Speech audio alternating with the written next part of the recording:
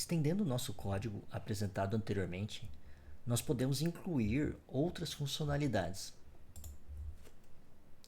Nesse exemplo, nós estamos utilizando como base o nosso código apresentado anteriormente.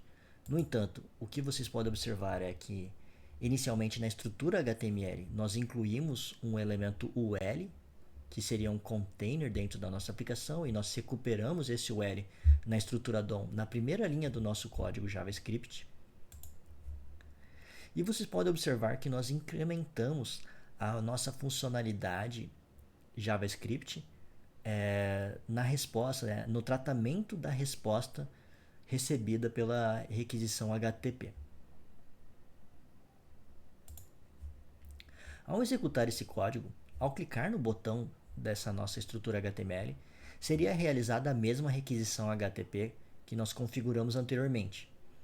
Uma requisição HTTP do tipo GET, direcionada ao URL https www.watana.be n34a abobrinha.txt.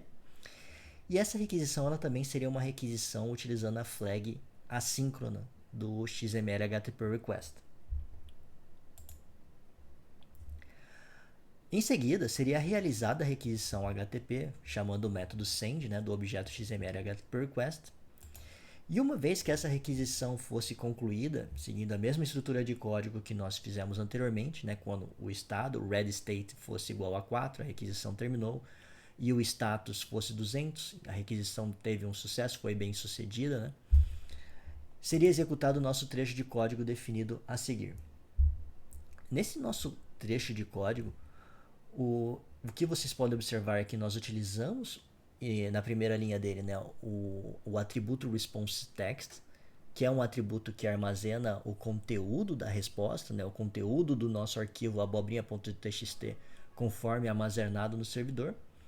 Nós consideramos que esse response text ele é um formato do tipo string, então ele tem o método split, que me permite quebrar essa string toda vez que tiver uma vírgula, gerando um vetor com as palavras armazenadas entre esse caractere que foi passado como parâmetro para o método split. Se nós considerarmos que o nosso arquivo abobrinha.txt ele tem o seguinte conteúdo, que seriam as palavras amora, vírgula, abacate, vírgula, jabuticaba, uva, maçã, o resultado da chamada do método split seria um vetor com 5 posições, sendo que cada uma das posições estaria armazenando as strings com as palavras separadas por vírgula do arquivo abobrinha.txt. Uma vez que nós façamos essa estruturação do conteúdo recuperado do arquivo abobrinha.txt, nós podemos executar um for nesse vetor, nos elementos desse vetor, de forma que para cada um dos elementos desse vetor nós poderíamos executar uma criação de um elemento li, utilizando a API do DOM, armazenar internamente dentro desse li o conteúdo dessas palavras e depois inserindo esse li no container definido na página, que é o elemento UL. O resultado da execução desse código é, quando você clicar no botãozinho ali, clique-me, ele vai fazer a requisição HTTP, vai recuperar o arquivo abobrinha.txt, vai quebrar esse arquivo em um vetor e para cada elemento desse vetor seria gerado um elemento li e anexado na estrutura DOM da página web definida. É importante observar que nesse exemplo de código nós estamos implementando novamente um ciclo de atualização da nossa aplicação web Ajax, utilizando o objeto XML HTTP. Diferentemente do exemplo anterior, nós estamos fazendo o tratamento da resposta que foi recebida. Nós consideramos que a comunicação do cliente com o servidor ela é realizada por meio de um arquivo em formato textual. É um arquivo especificamente que utiliza o formato CSV, de palavras separadas, de valores separados por vírgula. E nós quebramos esse arquivo para gerar uma representação estruturada em um vetor e depois, posteriormente, gerar elementos dentro da estrutura DOM e atualizar a estrutura DOM da página, para atualizar a apresentação visual com os dados que foram recuperados do servidor. Esse é um exemplo que estende o nosso exemplo anterior, fazendo justamente essa parte de tratamento dos dados que vem do servidor e também fazendo a atualização da estrutura DOM da nossa aplicação web. É importante observar que nesse nosso exemplo, a requisição HTTP para o servidor ela foi disparada por um botão de clique. Poderia ser um botão de clique em um um botão de busca, por exemplo, em uma aplicação web que recuperaria valores que fossem associados à busca que está inserida dentro de um elemento input, por exemplo. Ele poderia, ao invés de ser associado ao evento de listener de clique, ele poderia ser associado ao evento de listener de key up, key down. Poderia ser inserido essa requisição HTTP de atualização, considerando o funcionamento de um componente de interface como uma timeline do Instagram.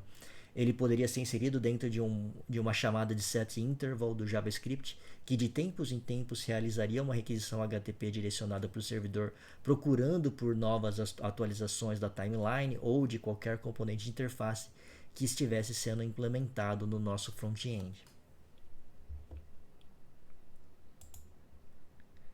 Estendendo mais uma vez esse exemplo, eu gostaria de trazer um outro exemplo de utilização. Nesse exemplo de utilização, o que vocês vão observar inicialmente é que nós alteramos a URL para onde é direcionada a nossa requisição XML HTTP Request. Essa URL, observe que anteriormente ela era direcionada a um arquivo chamado abobrinha.txt. No entanto, dessa vez, nós estamos direcionando a requisição GET, novamente assíncrona, para o arquivo abobrinha.json.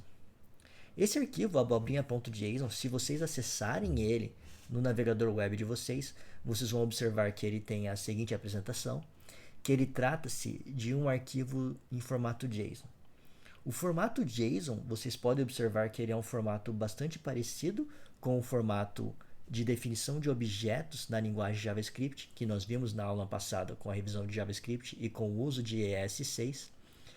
O formato JSON basicamente é uma forma de você representar objetos JavaScript utilizando um arquivo textual, como é o que está sendo apresentado nesse exemplo. Esse formato de arquivo, ele é um formato de arquivo que serve para enviar dados semi-estruturados em comunicação de cliente e servidor, como no exemplo que nós estamos utilizando aqui. E a ideia é que quando o navegador web, a nossa aplicação, o nosso motor Ajax, recebe esse dado, ele pode parsear esse dado e gerar uma estrutura dele na nossa aplicação que pode ser utilizada para navegar entre cada um desses elementos. Nesse nosso exemplo de aplicação, vocês podem observar que o tratamento da resposta da requisição HTTP é realizado por meio de uma chamada de JSON.parse, que vai tratar a resposta textual recebida pelo objeto XML HTTP e vai transformar essa mensagem textual em um objeto JavaScript. A partir desse objeto JavaScript, vocês vão poder observar que vocês poderiam navegar dentro desse objeto, por exemplo, procurando pelos valores que estão armazenados na chave mensagens, navegar entre cada um desses valores, procurar pela chave específica de bibliotecas, como seguindo toda a sintaxe e estrutura de um objeto JavaScript, como nós vimos até agora. Esse formato é frequentemente utilizado na comunicação cliente e servidor, e eu acredito que é o formato mais utilizado nas aplicações web utilizadas atualmente. Toda vez que é realizada uma requisição assíncrona para o servidor, normalmente a resposta vai ser gerenciada na comunicação pelo front com o back, por meio de mensagens utilizando o formato JSON, utilizando estruturas bastante parecidas com a que eu estou apresentando nesse exemplo.